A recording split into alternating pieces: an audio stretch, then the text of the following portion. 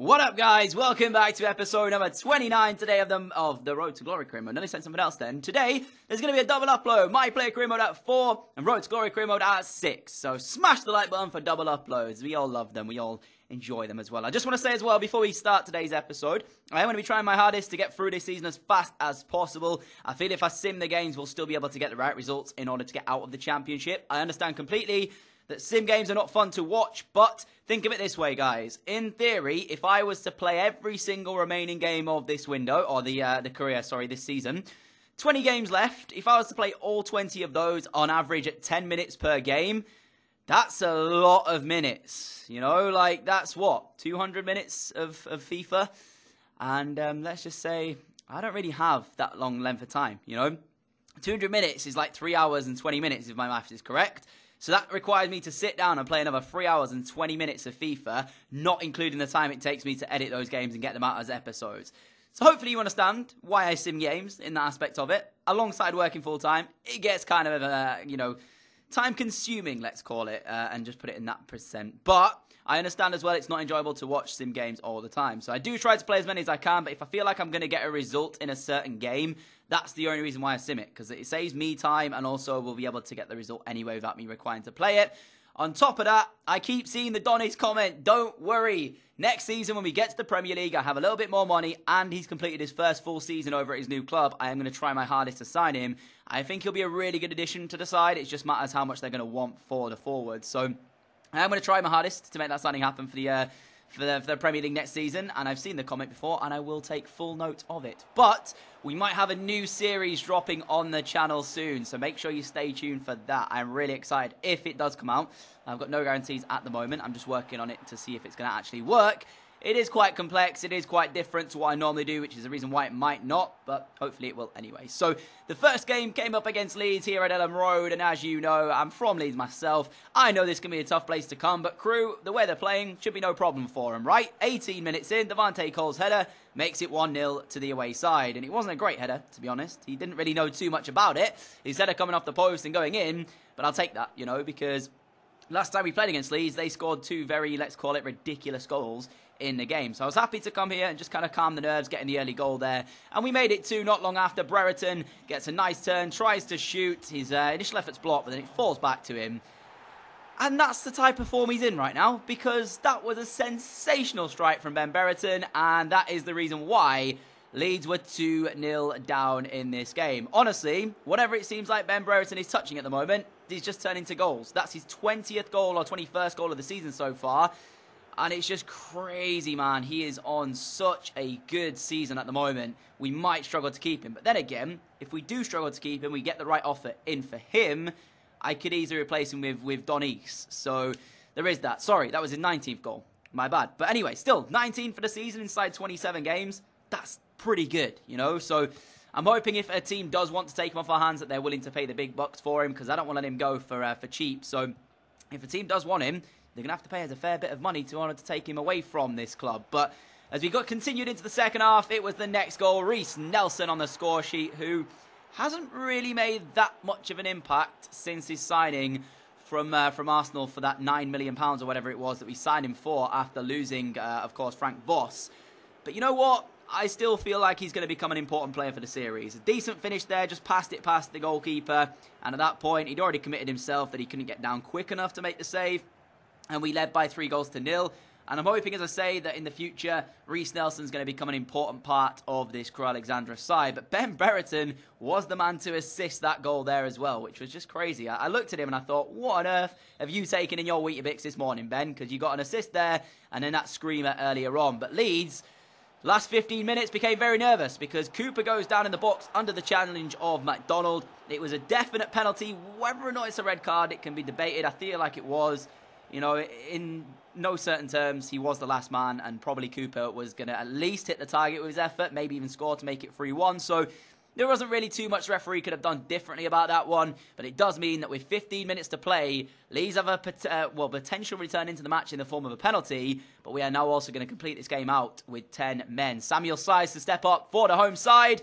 He tries to dink the goalkeeper. We guessed correctly with Green, and a fantastic stop Size from Eco, getting a consolation back for Leeds United. I mean, He just looked silly after that one because he tried to dink it and it just did not work one little bit. So thankfully, Green in between the sticks made up for his mistakes earlier on in the season. Remember, he was at fault for the Leeds' first goal in the last one when he tried to head it away for some stupid reason. But in that game, he saved a penalty, so we can't really complain at him too much. And it seems like Hill and Green all of a sudden are now starting to actually play decent. So that's one thing that I was hoping for, is that both our goalkeepers who have a bright future ahead of them, of course, they're still young, they're still prone to making mistakes, but I'm trying to get it out of their game and just hopefully give them the game time between them that's going to stop it from happening. So 27 games into this season, we have a 10-point gap at the top of the table. So in theory, we could lose 3 games and still be top, no matter the outcome of the other ones, which is decent. So I was looking at some pre-contract signings. I came across this guy, Aaron Tshibola. I'm probably not getting that right, but he's actually an English centre midfielder. He's 6 foot, I think, 2 or 6 foot 3. And the reason I looked at this guy, I was like, you know what? For 72 rated, he's going to be a beast in that centre of the park for next season. Because I like my midfielders to be kind of tall. I like them to be powerhouses. The likes of Bakayoko for Chelsea comes to mind. You know, I like them to be big, you know, I guess, brutish in the midfield. And I feel like Aaron has got that quality. He's kind of tall. He'll obviously boss certain midfielders. I'm hoping he can keep, like, certain players in his pocket as well down the line. But that for a signing for 20k a week, I was happy with that one. And then I thought to myself, could you imagine a strike force next season of Kevin Gamero, potentially Ben Berreton, and potentially Donis? 3 79 rated strikers at the club. We know Gamero's got quality. He's played at some very good clubs in his career, especially Atletico Madrid. So bringing him in next season for 65k a week, I was so happy with that signing. I was like, oh my goodness me. For next season, we have a proven goal scorer that may score the goals that will keep us in the Premier League next season. Alongside Ben and potentially Donis for the next season as well, it could be really good. So that's the reason I made that signing happen. I was happy with that one as we sim this game against Bristol City. Acosta equalising after we went 1-0 down in the 16th minute of the game. Pretty decent. And with the signing, actually, of Kevin Gamero, he becomes, if we stay the same side as we've got currently, the 6th non-English player to join the club ahead of next season. So we have space for one more, but I am looking to get rid of a couple of players on the current team who don't fit that bill. So that is the reason why we're looking at it that way. So for the next game, it was Fulham in the Championship. Again, I went into this one feeling confident in the boys. They won 3-2 in the end, picking up another 3 points. And that's pretty much, guys, why I don't feel like we need to play every game. If I can win games when I'm simming them anyway, not only am I saving myself a lot of time in terms of being able to make these videos and also being able to play FIFA in general, but it just makes me feel a lot better. I'm not having to play the games and have to sweat it out, or I'm not having to, like, you know, play 6, 7, 8, maybe even 10 games in a row of FIFA and tire myself out. It just makes it a little bit more fresh for me. And I was trying to get through and get to the Premier League as quick as possible because we have so long to go till we complete this series that I don't want to get to the point where we're coming towards the end of FIFA 18 and we're nowhere near completion. We still have to win an FA Cup, a Carabao Cup, a Premier League, a Champions League, a World Cup with England, a European Championship with England. So we've still got to win all these trophies. And remember, we can't get into the Champions League unless we win the Premier League or win the Europa League. We're not going to do that probably in the first season in the Premier League, so forget that. To win a Premier League, we're going to need a good side. Again, we're not going to do that in our first season. The FA Cup probably won't happen in the first season either, depending on the side we get next year. The Carabao Cup is kind of a possibility, depending if I put all my eggs in that basket, I guess. Then we might be able to do that, but it still is a difficult kind of thing. And for England, we're still not even the manager of England yet anyway. So we still have to become the manager and then get to the 2 competitions and win them both. So everything is still up in the air. And to complete the series, we are still a long, long way away from doing that. And there's only like 6 months left of this FIFA, 7 months at most. So that's kind of the reason why I'm thinking about my time here and thinking we need to try and get to the Premier League as fast as possible. So if I can do that without having to play all the games, it helps me out in a massive, massive piece. So hopefully you understand that as well. I do see comments about it, and don't worry, guys, I do read every comment. I appreciate all the support as always. But that is kind of an explanation, I guess, as to why as well. But next game, Brighton up. Oh, sorry, not Brighton. Derby as the next opponents.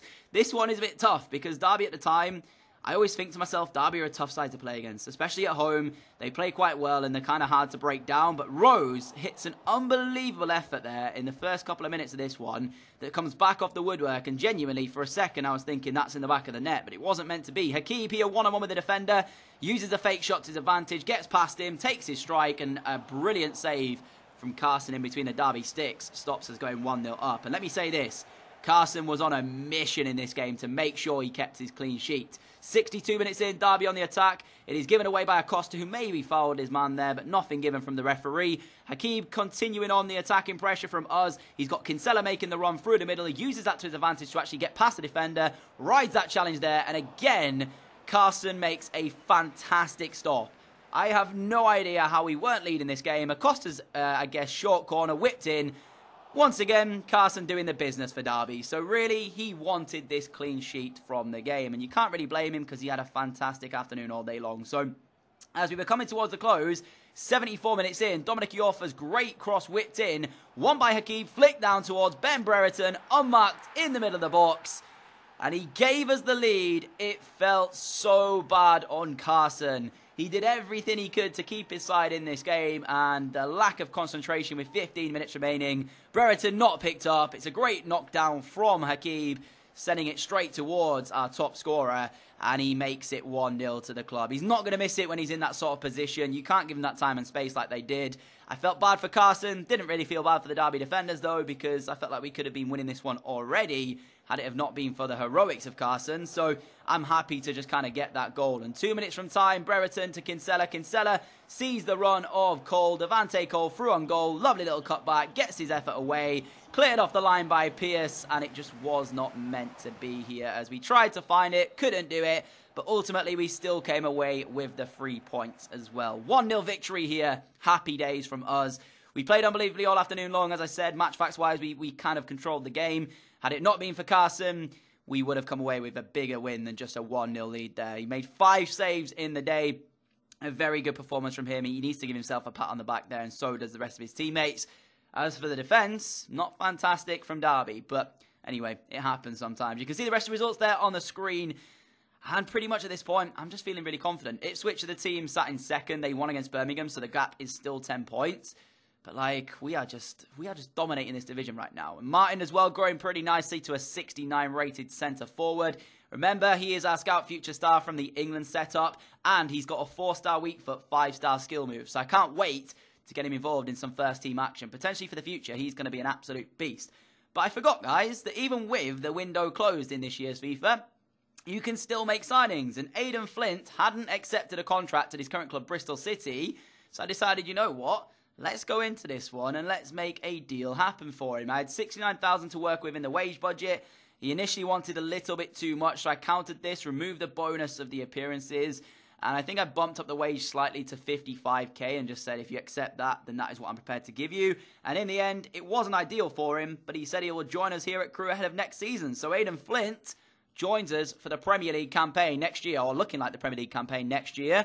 And we have another Championship player into the side who should be a solid addition ahead of next season. The only thing that's worrying me is the fact that I always go by the kind of thing that's like, you know, when you hear it, if you buy Championship players, that's where you'll end up. I'm hoping that's not going to be the case for us. But this game against Cardiff, again in the Championship, we were at home. Reece Nelson double gives us a 2-1 win. From there, we had another game, this time in the FA Cup, which I just was not bothered about. So, as I said, I don't think we're going to win the FA Cup anytime soon, so I'm not really too bothered if we sim these ones. Greenish gives Villa the lead here, and they end up going on to win the game, so we were knocked out in the 5th round. But still, 5th round without even having to actually play a game is pretty damn decent, and I'm looking to see maybe not this first season in the Premier League, maybe in the second. That's probably when we'll go for it, when we have like a really good squad. But ultimately, I'm happy with the way things are going. We have 14 games to go now. We are 10 points clear at the top. We are 15 points clear away from 3rd place, so we're guaranteed pretty much automatic promotion unless we have a shocker in the next couple of episodes. But for now, we're doing pretty well, and I think we're going to be playing Premier League football ahead of next season. Hopefully, you guys enjoyed today's episode. If you did, a like would be greatly appreciated. As always, thank you for your continued support on the channel. I really appreciate it. As I always say, you guys are incredible for all that you do. From the bottom of my heart, thank you so much. So, that's how the league table looks, and I will see you all hopefully again at 4 PM tomorrow for yet another video. By the way, I didn't upload yesterday because YouTube just had an absolute shocker. I don't know what happened. It kind of broke, and it wasn't just me. It was a lot of other YouTubers as well were having the issue. I tried to upload a video, and it went from being a 12-minute upload to 3.5 hours, and I had to go to work. So sadly, I couldn't get it out yesterday, which is the reason it's going to come out today instead. But anyways, it happens sometimes. YouTube can be unpredictable, and that's the way it goes. Also, Chelsea unbeaten in the Premier League after 25 games. What on earth is going on in there? I don't know. Hopefully they don't do an unbeaten season, because that would be quite bad. But regardless, if they do, they do. And we might be walking into the Lions' Den next season in the Premier League. We'll see. But yeah, catch you all again at 4 p.m. tomorrow. Hit the notification bell so you never miss an upload. See you all then. Adios.